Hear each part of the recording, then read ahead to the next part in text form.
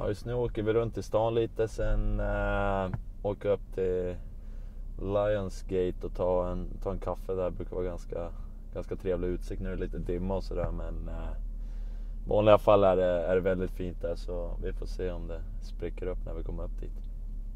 Kan du beskriva Vancouver? Helst med få ord. 3 ord. 3 ord. Fint, regnigt, trevligt folk. Det var 4 ord, men Det funkar. ja. Hur är det att vara första målvakt i ett kanadensiskt lag då, i en kanadensisk stad? Nej, men det är fantastiskt. Det är väldigt roligt. Det kommer med mycket ansvar och lite press och sådär. Men det är något som man får göra det bästa utav. Och de förväntar sig och de vill vinna varje match. Och det är 20 000 på läktaren de flesta matcherna. Så det är fantastiskt roligt. Men det kommer med lite press, men det mesta är positivt.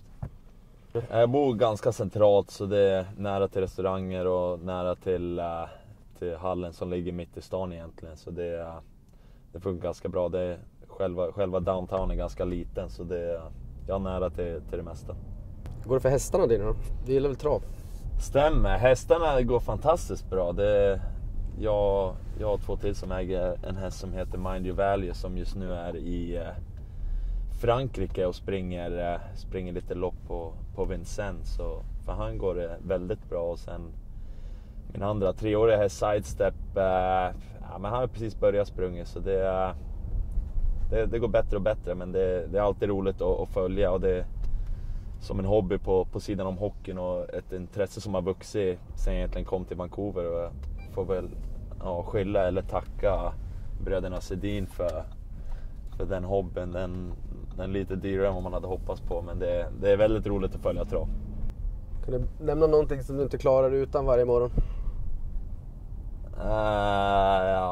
Snosknappen.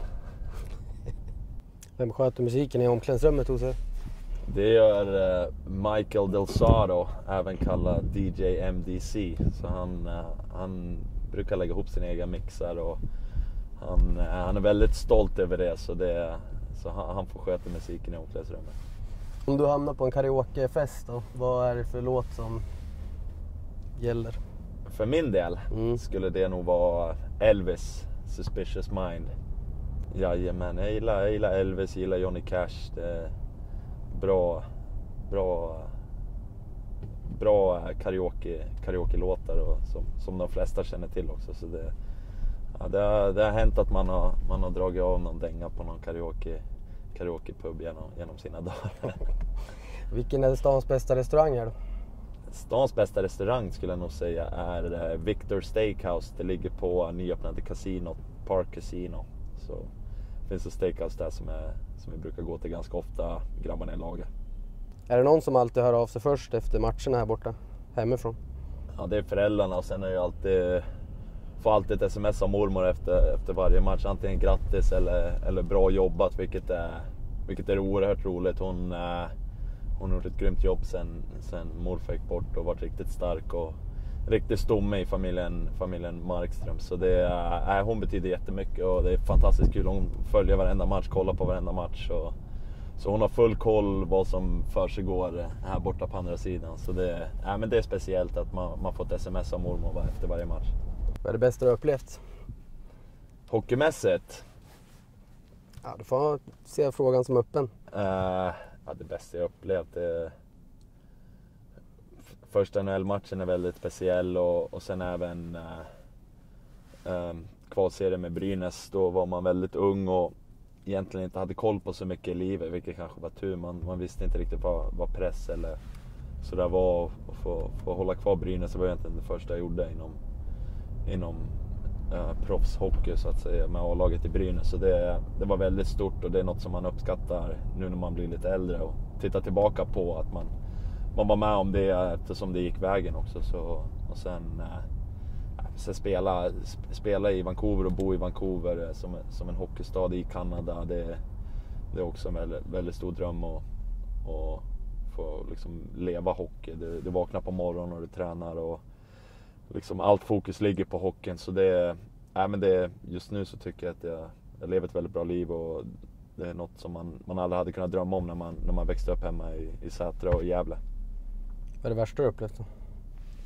Värsta jag upplevt, så jag vet inte. Det värsta jag upplevt, det är nog när jag skulle säga morfar gick bort. Det var hårt. Det var väldigt tråkigt. Mormor och morfar pratade ofta om att komma och hälsa på, och de skulle egentligen komma och hälsa på när jag var i Florida. Det är några år sedan nu.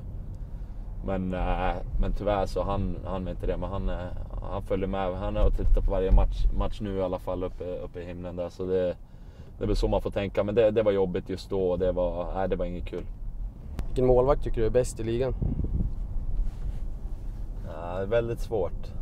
Det skulle väl säga, jag gillar Vasilevski i Tampa, som än så länge är väldigt ung, men han spelar väldigt moget och han spelar väldigt bra. Och sen är det alltid kul att kolla som svensk och kolla på Henrik Lundqvist och Pekka Rinne också. Jag är stort fan av Pekka Rinne, så det är ett gäng målvakter som jag tycker är uppe i snacket, men så självklart jag själv vill vara med i det snacket också, så fort som möjligt egentligen. Men jag känner att jag är på rätt väg själv också, att komma upp och spela på en hög nivå, på stabilt också, inte bara komma upp och spela 3-4 bra matcher och sen ha 3-4 mindre bra matcher. Så jag jobbar på för att komma upp på den nivån. Nästa år blir ju kontraktsår för dig också här. Hur ser du på det då, efter att ha varit här nu i Vancouver i ganska många år?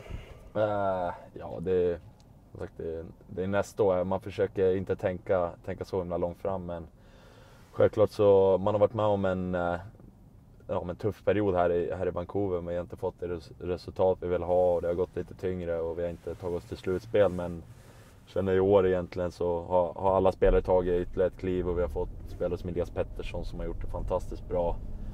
Så självklart vill man ju vara med när det går bättre, men man vet aldrig vad Vancouver har för planer heller.